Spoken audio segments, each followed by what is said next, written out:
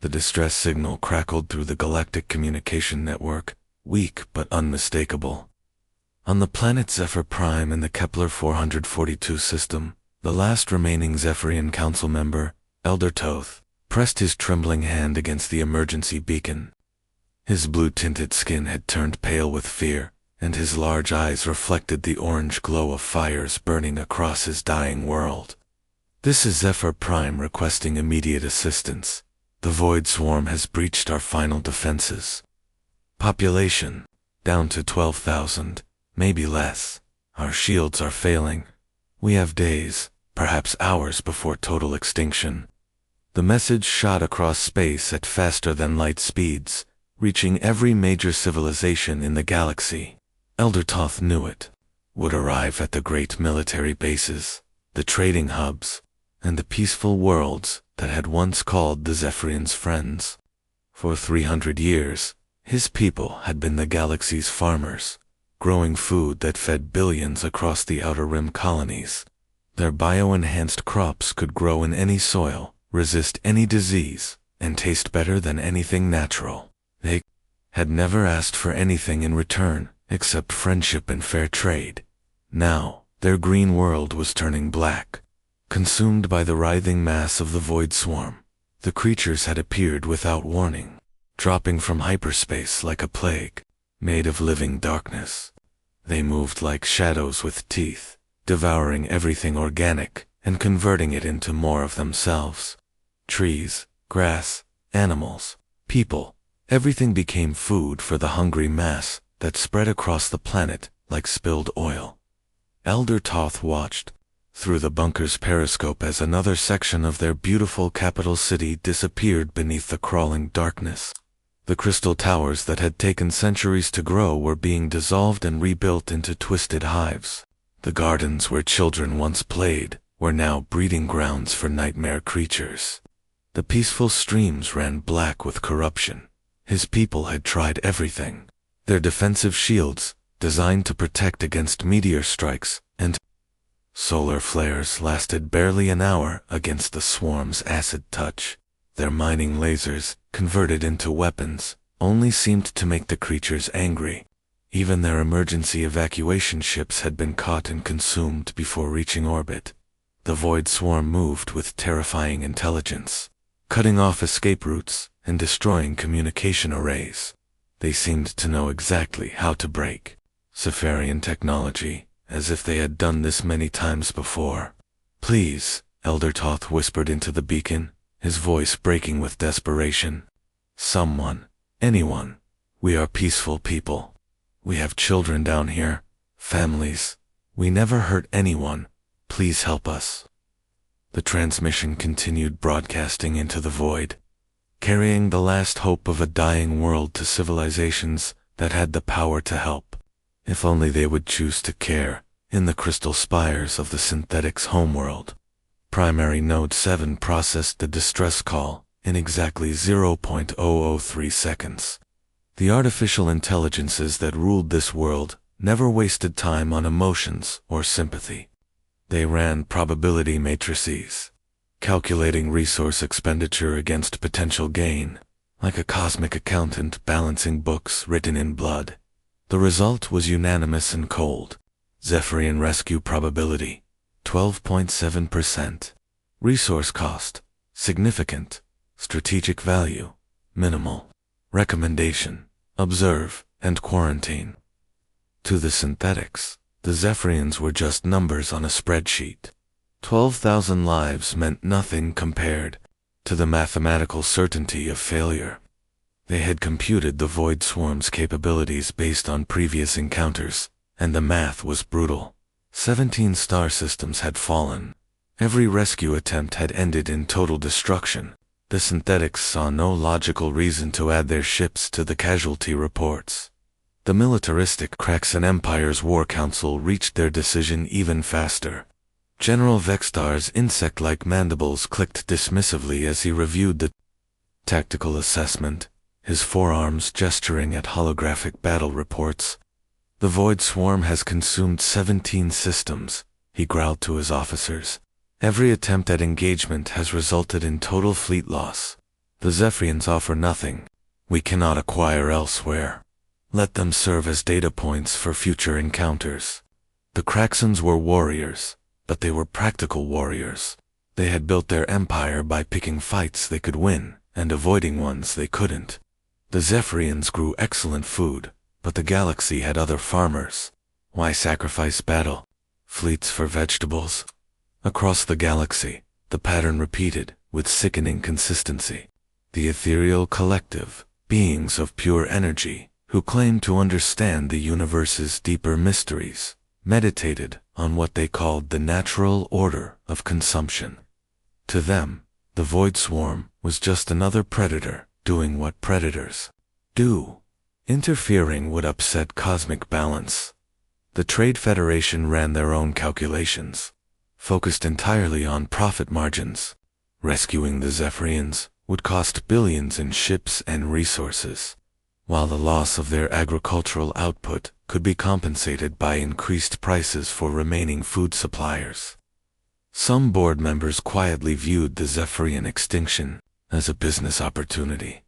Even the supposedly benevolent Galactic Union, the closest thing the galaxy had to a moral authority, failed the test. Their emergency session lasted 6 hours of heated debate, but ended with a vote to establish a quarantine perimeter around the infected system. We cannot risk the swarm's spread, Chairman Velmost announced solemnly to the assembled delegates. The needs of the many outweigh the needs of the few. As hours passed, the Zephyrian's subsequent pleas grew weaker and more desperate. Elder Toth's voice cracked as he begged for help, describing children crying in the darkness while their parents tried to pretend everything would be okay. The galaxy had spoken with its silence, and that silence condemned an entire species too. Death. Captain Jin Woo stood before the holographic display in the Earth Defense Command Center, studying the alien transmission with the focused intensity of a man who had seen too much war. His weathered face, marked by scars from the Martian colony conflicts, showed no emotion as he listened to Elder Toth's latest message. The transmission was barely audible now, filled with static and the sound of distant explosions that made everyone in the room wince. The alien's voice cracked with exhaustion and terror, as he described watching his people die while the galaxy turned its back. Jin had heard that kind of desperation before, in the voices of colonists trapped by raiders, in the final transmissions from outposts under attack. It was the sound of hope dying.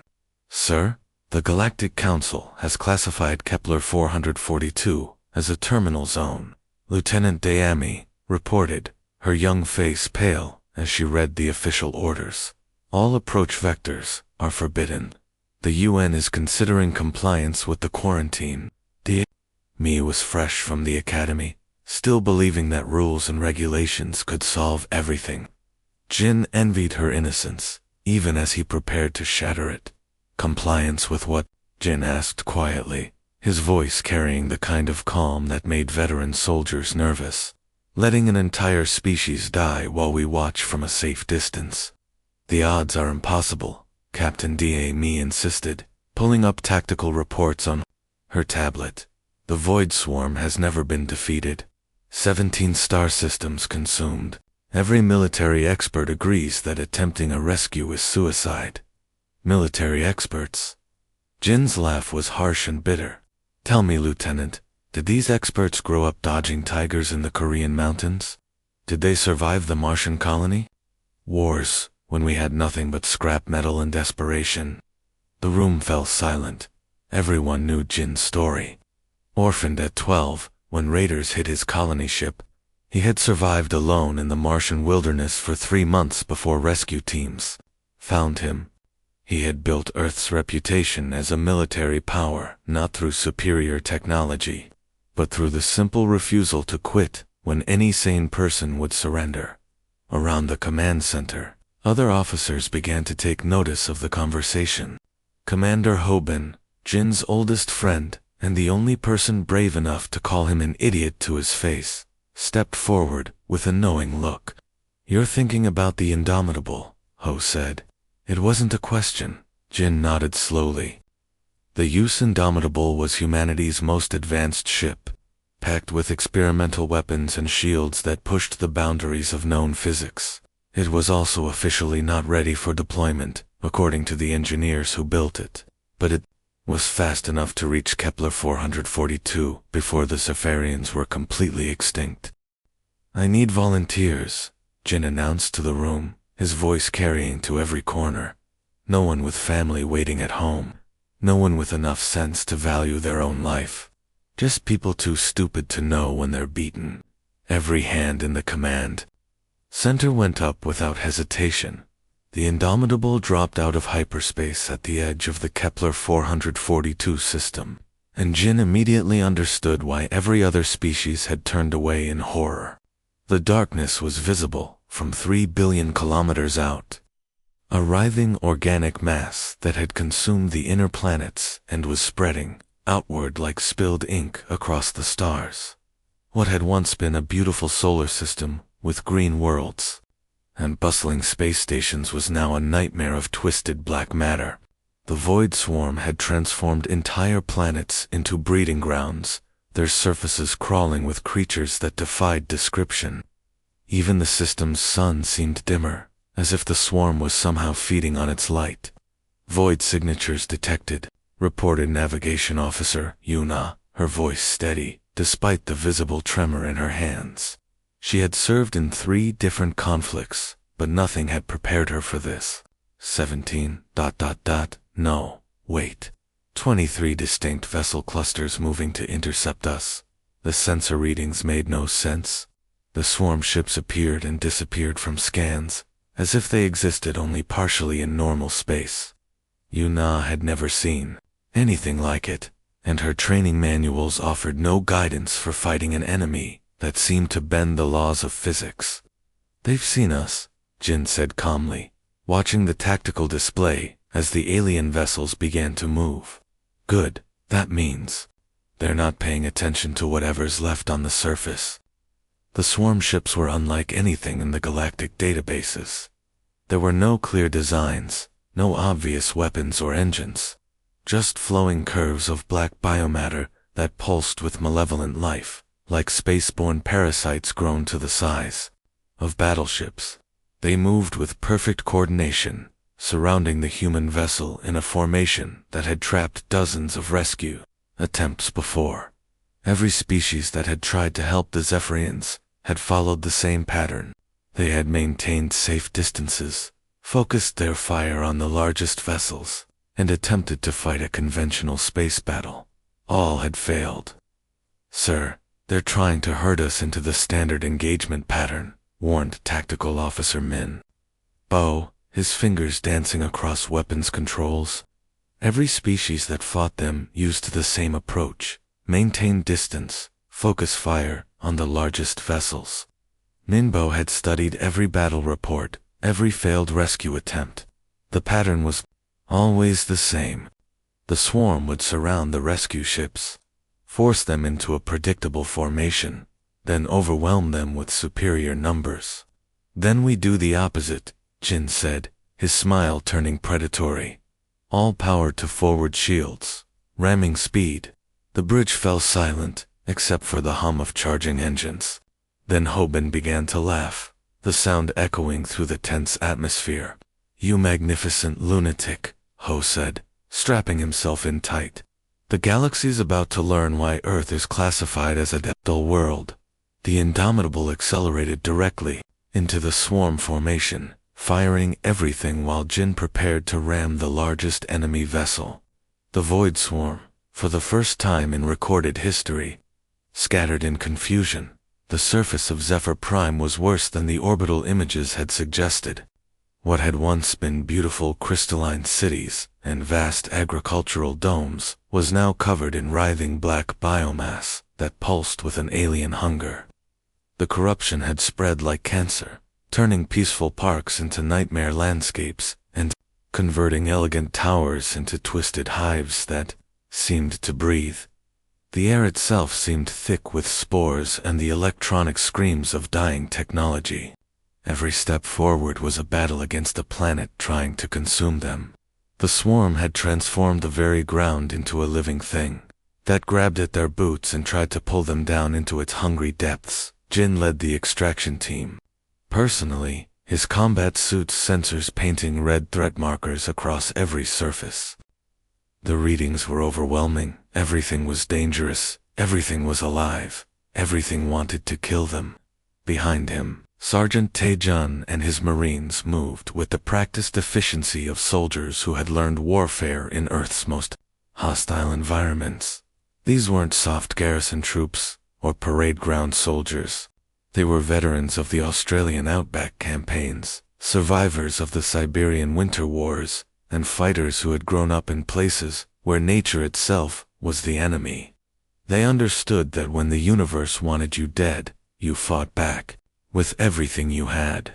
Zephyrian life signs detected, reported Medic Boe over the comm, her voice crackling through the interference. Underground, bearing 030. They're deep, maybe 50 meters down. The team fought their way through streets that actively tried to digest them. Buildings had become part of the swarm itself, their walls reaching out with tendrils that dripped acid and sprouted teeth. Streetlights had transformed into organic sensors that tracked their movement and called for reinforcements. When conventional weapons proved insufficient against the swarm's adaptive defenses, the humans did what humans do best. They improvised. Flamethrowers were crafted from fuel cells and plasma cutters. Explosives were made from mining charges and fertilizer. In one memorable instance that would become legend, Taejun ripped the arm off his damaged exosuit and used it as a club to beat a swarm cluster to death. They found the Zephyrians huddled in a geothermal bunker, 3 stories underground. Their large eyes filled with disbelief as humans, actual humans, kicked down their sealed blast door and started barking orders in a mixture of Korean, English, and broken galactic standard. "We're taking you home," Jin told Elder Toth in his stumbling alien pronunciation. "All of you. No one gets left behind." "Impossible," Toth whispered, his voice breaking with exhaustion and terror. "The swarm cannot be fought. It consumes everything. We are already dead." "Watch us," said Boe, already loading wounded Zephyr onto emergency stretchers, with the efficiency of someone who had done this 100 times before. With half the Zephyrian population evacuated, the Void Swarm finally understood the threat it was facing. These humans weren't following any known tactical doctrine from the galactic military handbooks. They were getting stronger as the situation became more hopeless, more creative as their equipment failed, more determined as their casualties mounted. The Indomitable hung in orbit like a wounded animal, its hull scarred by acid burns and impact damage from ramming 3 different swarm vessels. Atmosphere was bleeding from dozens of breaches, sealed with emergency patches and the prayers of desperate engineers. The beautiful ship that had launched from Earth just days ago now looked like it had fought through hell itself. In the engine room, Chief Engineer So-min was doing something that would have horrified any rational species. She was converting the ship's fusion reactor into the largest bomb in human history, turning their source of power into a weapon that could crack a moon. Her hands shook as she worked, not from fear, but from exhaustion and the knowledge of what this meant. "Captain, we've got maybe 6 hours before the swarm masses enough force to overwhelm us completely." "Ho," Ben reported from the bridge, his voice tight with strain. "Even if the other evacuation shuttles arrive on time, we'll never get everyone off the surface before they hit us with everything they have." Jin studied the tactical display with the calm focus that had made him famous across the human colonies. Red dots representing swarm vessels were converging from every direction like a closing fist. More enemy ships were arriving hourly, and the creatures on the surface were adapting to human tactics with terrifying intelligence. His people were exhausted, their ammunition running dangerously low, their equipment held together with spare parts and stubborn will. "So-min, how long until the reactor package is ready?" he asked, his voice carrying clearly through the bridge's tense atmosphere. 30 minutes, sir," came the reply through the intercom. But once we arm it, we won't be leaving. The reaction can't be stopped once it starts. Around the bridge, the crew exchanged glances filled with understanding and acceptance. They had all known this moment would come eventually, the point where survival became impossible, and the only choice left was how many enemies to take with them. It was a calculation every human soldier learned eventually. "Any regrets?" Jin asked quietly, looking at each face on his bridge crew. "Just one," replied Dami from her communication station, her young voice steady despite everything. "I wish we had brought more ships."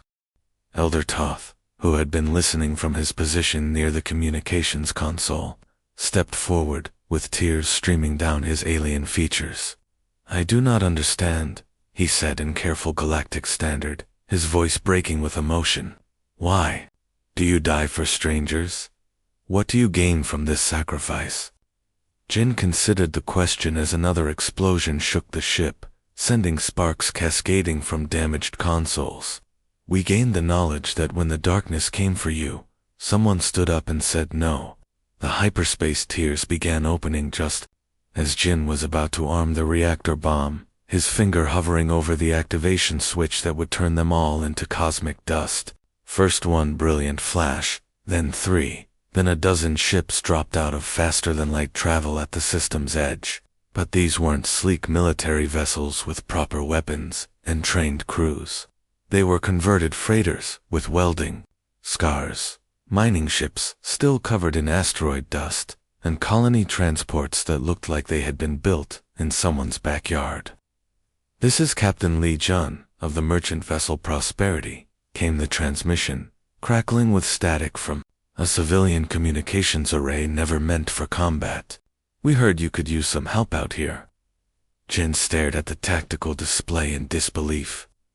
Lee Jun was an old friend from the merchant marine, a man who had spent his life hauling cargo between peaceful worlds and complaining about shipping regulations.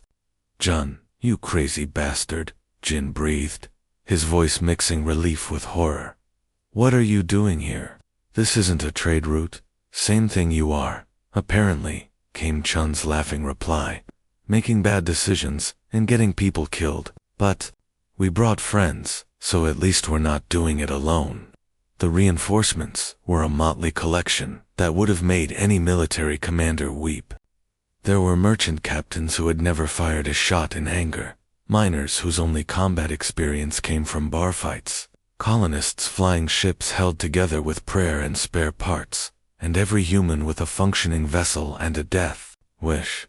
They had no military training, no coordinated battle plan, no standardized equipment, and absolutely no chance of survival against a force that had consumed 17 star systems. They also had something the Void Swarm had never encountered in its long history of conquest: the absolute refusal to accept defeat. Mining ship determination, crewed by lunar belt prospectors who knew more about explosives than tactics, rammed straight into a swarm cluster while detonating its entire cargo hold of industrial mining charges. The explosion lit up space like a newborn star.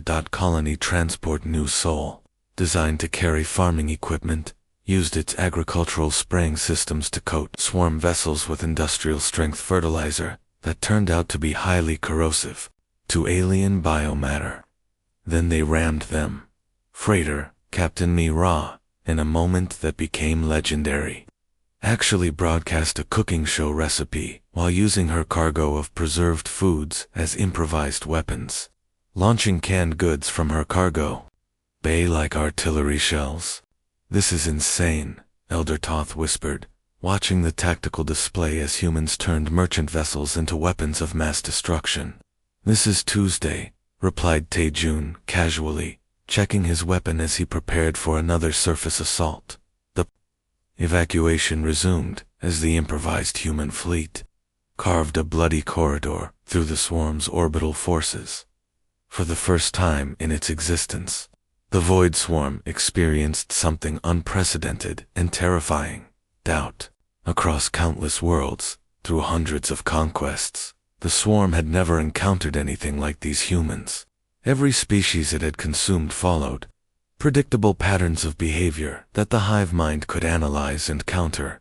These humans fought differently than any species it had ever consumed. They became more dangerous when wounded, like cornered animals that refused to understand they were beaten. They became more creative when desperate, turning everyday objects into weapons and finding solutions that shouldn't exist. Most disturbing of all, they became more determined when facing certain death, as if the knowledge of their doom somehow made them stronger. The swarm's vast hive mind processed this information with growing confusion that rippled through its collective consciousness. Every other species had followed the same predictable patterns: initial resistance with conventional weapons, tactical withdrawal when losses mounted, defensive posturing to protect core worlds, and then inevitable collapse when the math became impossible. The humans did the exact opposite of everything the swarm expected. They attacked when they should retreat, diving headfirst into situations that offered no hope of survival. They sacrificed entire ships to save handfuls of individuals, showing complete disregard for the mathematical certainties that governed warfare. They treated impossible odds not as reasons to surrender, but as challenges to overcome. On the surface of Zephyr Prime, the last Zephyrian bunkers were being evacuated as human teams fought through swarm masses that should have been completely impossible to breach. The creatures tried desperately to adapt their tactics, growing new defenses and changing their attack patterns. But every time they developed a counter to human behavior, the humans would completely change their approach, doing something even more unpredictable and insane.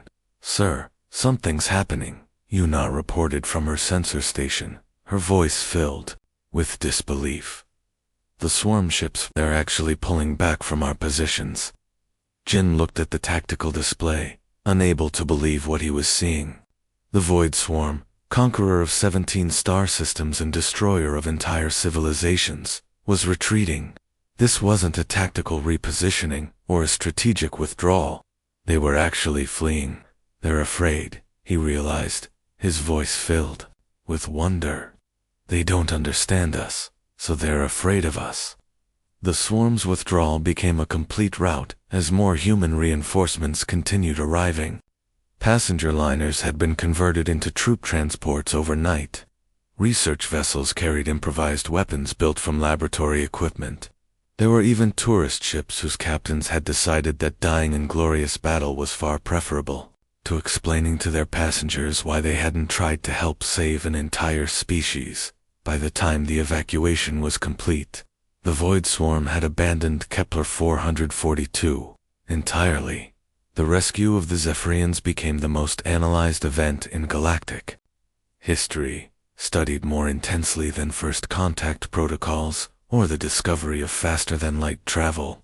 Military strategists from across the galaxy pored over battle recordings, trying to understand how an inferior force had achieved what every computer model said was impossible.